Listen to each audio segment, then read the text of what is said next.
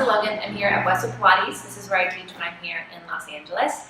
And today's video is part of the collaboration I'm doing with Andrea Maida Pilates. We are going to talk about the pull straps. So I definitely have videos on how to do pulling straps on my YouTube channel here, so feel free to look around on the Reformer playlist.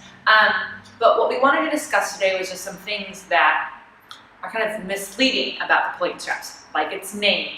But that kind of goes with a lot of the exercises in Pilates, and names are really just the names and maybe the opposite of what we should be doing. You do pull on the straps, but that isn't where the exercise ends. The exercise ends with a reach. And so, you know, maybe whenever you hear the word pull, you could think reach, but let's not just sit around and talk about it, let's actually do it. So one heavy spring is ideal, and you're gonna lie on your long box. And ideally you line yourself up shoulders with the edge of your box, because then the box actually supports your box, right? So my hips, my pelvis is supported, and my torso is supported, and the base of my shoulder girdle is supported, so that I actually don't feel the weight of my legs pulling me in either direction, and I don't feel the weight of my chest pulling me in either direction. One of the things that's really hard for me in the pulling straps is that I am very bendy. I have no problems back bending, and it doesn't bother my back to back bend. And so for me, this exercise is even more challenging because I feel like I am restricting my movement, but in that feeling of restriction, I'm actually getting a lot more length in my body. So the legs, so that I don't use them to pull on the straps, I actually feel like they're reaching down and away. Like right where my studio is, I can reach towards where the floor meets the wall. And that keeps my legs active and my lower back long. And then, before I even think about pulling the straps, I put my thumbs into the straps to help me connect my arms to my back. Because the moment I pull on these straps, it has to be from my back. It cannot be an arm exercise. It's not about my triceps. They just happen to get some attention from the exercise, but they are not the exercise. So I push into the straps to connect my back, which also helps me connect to my lower ribs in the front. So I keep them from pushing down.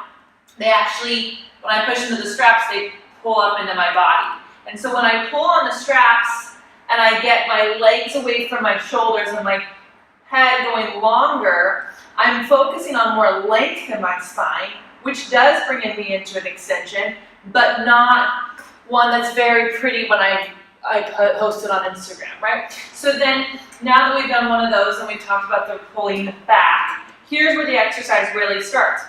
Can you keep all of this together when the spring is no longer supporting you? So as the spring closes, it's even harder for me to keep the length and reach through my arms while staying connected to my body. I'm actually going to climb up a little bit more because you really want to have something to keep you reaching to. So I'm going to pull it back, I'm going to find my length, maybe a little more extension, and then I'm going to reach into the straps and continue to find more length in my body.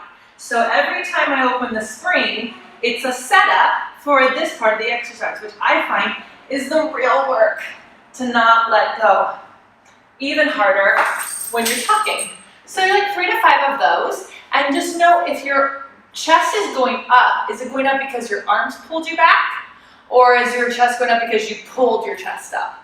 Right? We don't want to use the lower back muscles and the glutes in a way that actually puts us into a back bend in our lower back. Our lower back is very good at extension, and we're trying to find that extension that is in our upper back. So then T-pull, this is not a pull. This is so much reach for me. The straps do not move very much, so sorry to disappoint, but that was your warning. So I'm going to do the same thing in my body with my legs and my ribs, and then I'm going to reach into my straps. And as I reach into my straps, my chest starts to lift, and so my arms, for me, have to feel a little bit more like they're lifting. And that way they stay parallel to my torso. And then again, I'm going to reach into the strap. I'm definitely not able to pull, because if I pull, I'm just going to round my shoulders. I have to just keep reaching. And then to make the carriage go home, especially on this reformer, I have to keep reaching into the straps to get that spring to close.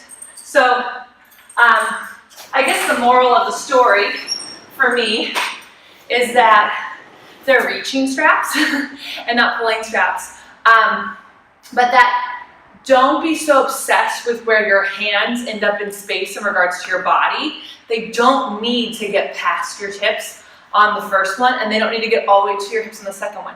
It can happen. I hope it happens for you.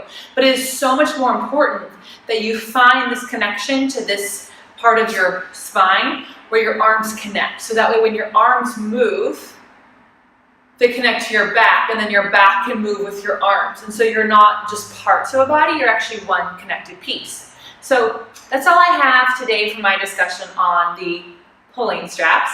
And I really can't wait to hear what Andrea is saying, because I know she's got a lot to say on this exercise, and she's very excited. So head on over to Andrea Maida Pilates channel here on YouTube, and stay tuned for next week. We're gonna dive into some rowing.